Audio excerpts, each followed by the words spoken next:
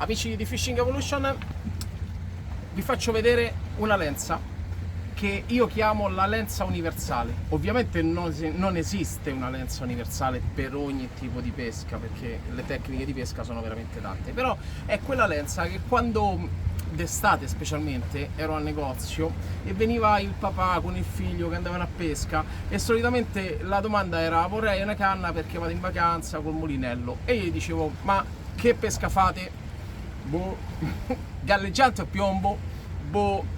Ok, e quindi negli anni ho affinato questa lenza adatta a queste situazioni, come quella che sto utilizzando io qui dietro a me. Non so se la vedete, c'è un'altra TTF in pesca con Christian, che adesso è qua davanti a me, che mi sta riprendendo, ed è una lenza che ti permette di passare dal piombo al galleggiante in un attimo, ma soprattutto perché l'ho creata in questo modo, perché la chiamo universale, perché non ti fascia la testa. Il papà che all'inizio va a pesca, che deve creare una lenza per il figlio, sa che fa? Dopo 2 volte che stucca: ciao bello di papà, andiamo a mangiarsi una pizza, chiudi tutto, papà non è più capace a fare la montatura a fondo al galleggiante. E quindi avevo creato questa lenza che in un attimo ti permetteva di passare dal galleggiante al piombo o al pasturatore senza dover tagliare nulla. La volete vedere? Fate così, cliccate sul like se la volete vedere qua sotto. Bravi, andiamo, ve la faccio vedere subito.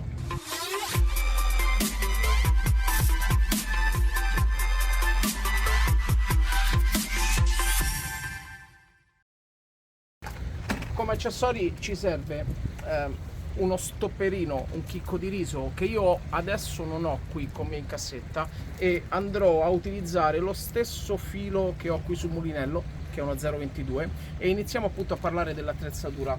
Questa è una montatura versatile che, come detto all'inizio, ti permette di passare da un galleggiante inglese a un galleggiante anche di quelli a peretta che sotto hanno l'attacco tipo inglese come questo, a un piombetto, l'importante è che abbia una girellina, oppure un pasturatore, visto che il pasturatore ha l'anellino. Quindi puoi capire che puoi passare da galleggiante a pasturatore a piombo, l'importante è che sia comunque con anello. Il galleggiante è quello con l'anellino sotto, oppure il classico inglese sempre con anellino sotto, o il piombetto a pera o il pasturatore. Gli accessori che ci servono sono semplicemente 3-4. Partiamo da un adattatore per galleggianti inglesi. Questo accessorio scorre sul filo, ha una perlina ad alta scorrevolezza e un moschettone. A questo moschettone poi andremo ad intercambiare il nostro galleggiante o piombo, e il foro è microscopico, quindi scorre benissimo. La canna che sto utilizzando è una TTF. L'attrezzatura, quando venivano al negozio a chiedere questa attrezzatura per pescare in vacanza, non sapendo se si trattasse di surf casting inglese, bolognese, feeder, io davo una canna tutta pesca. La TTF infatti sta per tuttofare, no? La nostra mitica tuttofare, ma ne trovate tante altre in giro, in commercio, come potrebbero essere le Hulk, le vecchie Hulk, oggi chiamate incredibili, e tante altre canne di questo stile, che con azione 20, 60, 80 grammi, che ti permettono appunto di pescare sia morbido che abbastanza pesante. E sono quelle cannette che montate con un mulinellino 3-4000, un filo del 22/25, ci fai praticamente tutto, o quasi tutto. Inseriamo questo accessorietto qua, e prima di inserire questo andrebbe inserito sul filo lo stopperino. Lo stopperino è questo che stai guardando in sovrapposizione, è quel gommino che si inserisce sul filo, che scorre e che dà lo stop a qualunque cosa scorrevole sul filo. Io non ho uno stopperino qui, ma ho il filo del mulinello che è uno 0,23 ed è perfetto, quindi ne prenderò un pezzettino di questo, così andiamo a vedere anche come realizzare questa lenza se non hai uno stopperino. E con lo stesso filo vado a realizzare un nodo uni. Il nodo uni, ora qui si vedrà, non so se si vedrà in modo perfetto, ma te lo lascio qui sopra, oppure lo trovi in descrizione, c'è proprio il tutorial di come realizzare il nodo uni. Facciamo un uni a 5 spire, bagniamo, stringiamo spira 1, spira 2. In questo caso non è importante tagliare i baffetti a filo, vanno bene anche più lunghi, e abbiamo creato adesso il nostro nodino di stop che riusciamo a spostare sul filo a mano, ma non si sposta da solo. Inseriamo adesso il supporto per galleggianti inglesi. Come detto, questo supporto cosa ha di particolare? Ti permette di intercambiare i galleggianti che vai ad agganciare sul moschettone senza dover tagliare la lenza ogni volta. Ma soprattutto è ottimo perché quando chiudi la canna hai solo questo, una girellina e un amo che agganci alla canna. Classica canna che si monta in vacanza, no? La chiudi, agganci e via, e sei pronto in pesca in pochi secondi. E questa perlina, come già ho detto, corre benissimo ma ha un foro microscopico, quindi quando arriva battuta al nodino si ferma.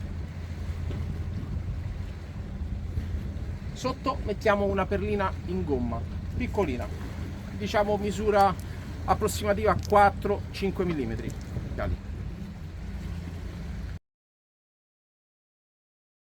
A seguire una girellina piccola.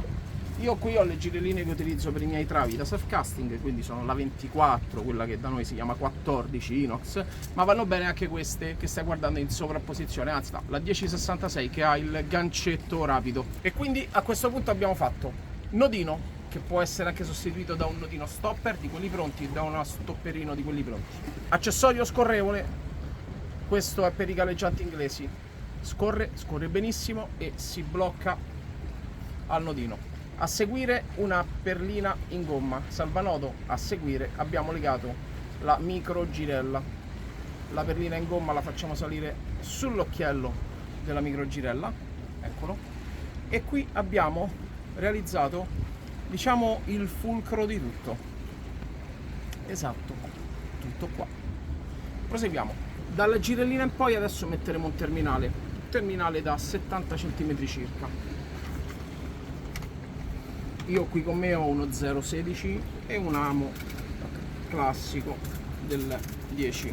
Ti ricordo che in descrizione ti lascio lo schema di questa montatura da scaricare. E voilà, signori, nonostante sembri che io non abbia nulla in mano, io ho una lenza universale. Ho creato uno snodo scorrevole, una perlina di battuta, una micro girella e un terminalino. Adesso andiamo a vedere come renderla universale. Se volessi pescare con il galleggiante inglese, apro il moschettone, inserisco il galleggiante inglese e lo mando a battuta. Se il galleggiante inglese dovesse necessitare di piombo, andremo a mettere un pallino di piombo subito qui, sopra al nodo della girella. Pallino sopra il nodo della girella, perlina imbattuta sul pallino, galleggiante inglese. Eccolo qui. Qui abbiamo galleggiante e bracciolo. Il fondo al galleggiante inglese lo diamo spostando il nodino. Tanto dista il nodino dall'amo, a tanta profondità stiamo pescando. Sapete come funziona l'inglese, no? L'inglese vola in acqua, galleggia, si mette in acqua, il pallino porta giù il filo, porta giù, porta giù, porta giù, porta giù, fino a quando il nodino di battuta non arriva. Questo si tiene un po' così. Quando il nodino di battuta arriva a battuta, lo affonda e se lo mette in pesca. Quando il pesce mangia, il galleggiante va giù, perché è il nodino che batte sul fermo dell'inglese. Il vantaggio qual è? Il vantaggio è che nel momento in cui chiudo la canna, io smonto il galleggiante, lo metto in cassetta e ho praticamente il nulla. Sono già pronto, torno in pesca, apro la canna, riaggancio il galleggiante. Sì, ok Andrea, ma ci hai detto che sta lenza era universale. Come faccio a passare dal galleggiante al piombo? Semplicemente nello stesso modo. Togli il galleggiante inglese e allo stesso moschettoncino vai ad agganciare un piombino con girellina o con gancetto. L'importante è che sia rapportato alla potenza della canna. Io qui ho una 20-60 grammi, ho un piombino da 50 grammi, ma quella che qui in pesca dietro a me ha una 30 grammi. Aggancio il piombino e guardate come si mette con il sistema anti-tangle.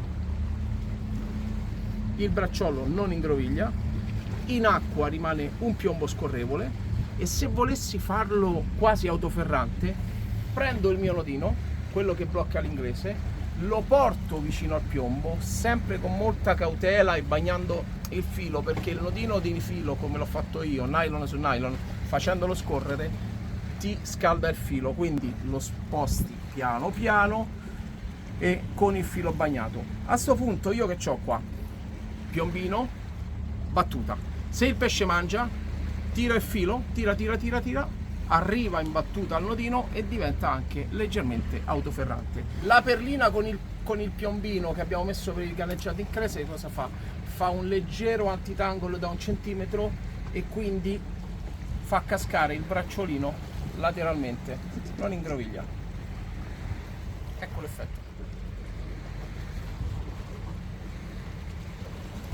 Vabbè sì Andrea, però ci avevi detto che oltre al galleggiante e oltre al piombo potevamo pescare con il pasturatore. Va da sé che qui dove io ho messo il piombo posso tranquillamente utilizzare un pasturatore. Il pasturatore non ce l'ho adesso in cassetta, ti sto facendo vedere la lenza in sovraimpressione, che poi è la stessa. Ti posso dare dei consigli sul pasturatore.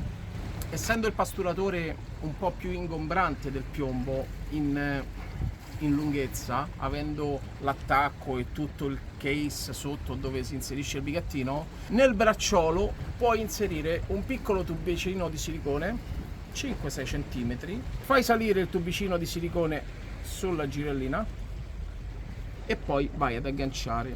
Facciamo conto che questo sia il pasturatore. In questo modo abbiamo irrigidito la parte di filo che potrebbe andare ad ingrovigliarsi con il pasturatore. Guarda l'effetto antitangle, adesso è più largo.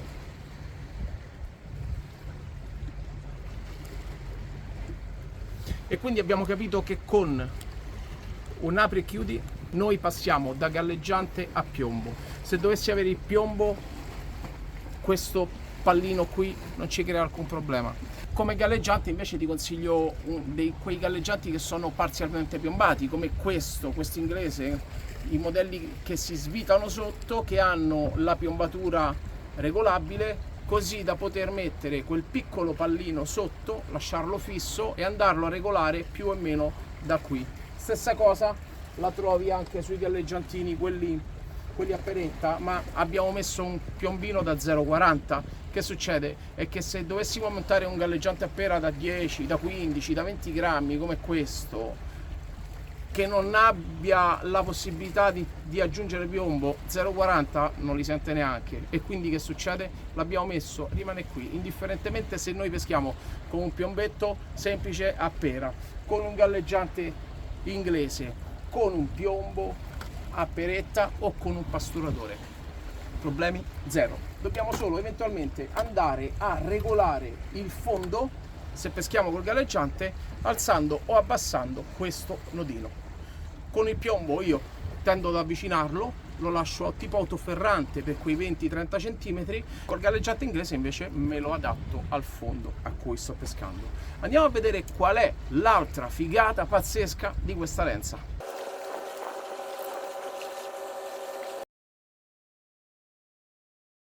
Si è spento il cellulare proprio nel momento in cui vi stavo dicendo che la figata pazzesca in chiusura di questo video è proprio questa. Cioè io porto la canna così montata, mi ricorda un po' quando ho iniziato a pescare. Chi di voi non ha iniziato a pescare con la canna da fondo, il piombo sulla lenza, l'amo già pronto, magari agganciato sotto al ponte dell'anello, e quindi che arrivavano in pesca in 3 secondi, aprivano la canna e lanciavano, dopo aver innescato un muriddu, perché non c'era la renicola in quel periodo? Quanti di voi? Ecco, praticamente è la stessa cosa, però l'ho resa più versatile come montatura, adattabile a vari tipi di pesca, adesso li vediamo in chiusura, e rapida, soprattutto rapida, perché la canna viene trasportata in questo modo. Tutto il fulcro di questa lenza è, come ti ho già fatto vedere, è qua, su questo accessorio scorrevole che batte sulla perlina, che poi può o non può avere un pallino di piombo, che se poi ci mettiamo un pallino di Smores, che sarebbero quelli morbidi, che poi riusciamo anche a riaprire, possiamo anche toglierlo se non ci serve, ma ripeto, Con una lenza del genere noi siamo in grado di arrivare in pesca, aprire la canna e decidere se pescare con un pasturatore a fondo, e quindi bigattino all'interno del pasturatore, bigattino sul bracciolo, ad una pesca con un galleggiantino a pera di questi piombati che hanno l'attacco sotto.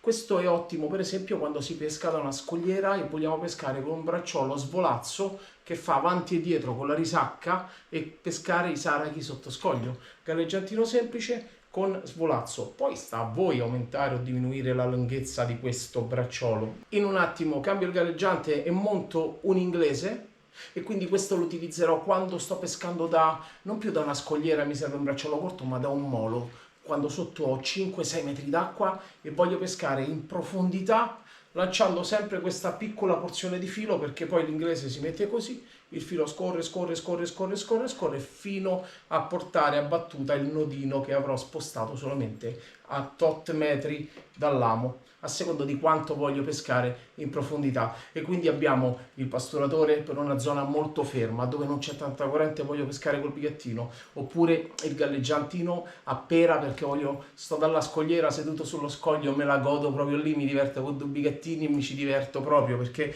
attenzione, vi sto facendo vedere un galleggiante grande, ma questi esistono anche da 1 grammo, spaventosi. Infatti questo per esempio è un galleggiante da 2 grammi, ottimo per pescare leggero senza dover andare troppo in profondità, con un bracciolo abbastanza corto, ma senza rinunciare al galleggiante, allo starlight per pescare di notte e alla sensibilità. E poi arriva la sera e me ne vado in spiaggia e ho una scatola da renicola e voglio pescare a mormore, tolgo il galleggiante, metto il mio piombino scorrevole 50 grammi su una cannetta come questa, ci faccio veramente tanti metri con una canna come questa perché è morbidissima con 50 grammi, l'effetto è quello di un piombo scorrevole, anti-tangle che non ingroviglia, scorre, bracciolino sotto e mi ci diverto a fondo, quindi metto la canna dritta e mi guardo le mangiate dalla punta.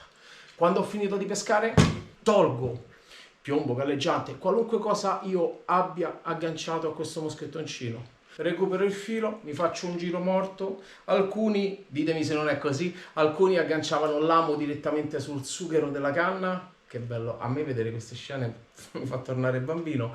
Altri come me preferivano andare ad agganciare l'amo, prendevano filo così, io allentavo la frizione e portavo l'amo sopra per andarlo poi ad agganciare all'interno dell'anello, del ponte dell'anello, perché per me era qui l'amo meno pericoloso. Ma quanto ci vuole a fare una lenza del genere? 4 componenti, 5 minuti, sei in pesca in 3 secondi e richiudi la canna in 3 secondi. Ragazzi, questa è quella che io chiamo la lenza universale. Ne parlerò ancora perché ne ho fatte talmente tante. Credo che tutti i ragazzini che sono passati nel mio negozio hanno iniziato con questa lenza. E io personalmente quando vado a pesca dallo scoglio e devo fare il lancetto ancora non la utilizzo perché è incredibilmente facile e tra l'altro è performante, perché funziona pure molto bene. Bene, abbiamo chiuso sto video direttamente qui in studio. Nel prossimo video ti faccio vedere la lenza da vicino, anche se sono sicuro che l'hai capita. Se ti è piaciuto questo video comunicamelo, mettimi un bel like, guarda c'è scritto anche qua, mettimi un bel like, lasciami un commento, fammi sapere se anche tu portavi la canna a pesca già montata e non dimenticarti di iscriverti al canale solamente se i miei contenuti ti piacciono e vuoi seguirne altri. Noi ci vediamo al prossimo video, ciao!